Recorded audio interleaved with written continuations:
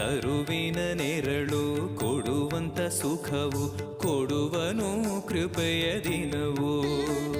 ಸ್ಥಿರ ಇರುವ ಮನ ಎನಗಿರಲಿ ಶರಣಾಗತಿ ಎಂದು ಬರಲಿ.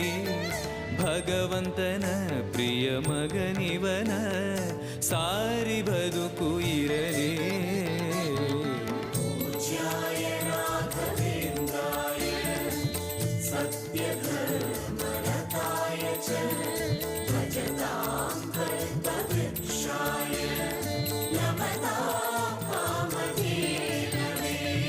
ಆಲಯವೆಂದರೆ ಮಂತ್ರಾಲಯವೇ ಬೇರೆ ನಾ ಅರಿಯಲಾರೆ. ರಾಜನು ಎಂದರೆ ಶ್ರೀ ಗುರು ರಾಜನೇ ಮತ್ತು ನಾ ತಿಳಿಯಲಾರೆ. ಆಲಯವೆಂದರೆ ಮಂತ್ರಾಲಯವೇ ಬೇರೆ ನಾ ಅರಿಯಲಾರೆ.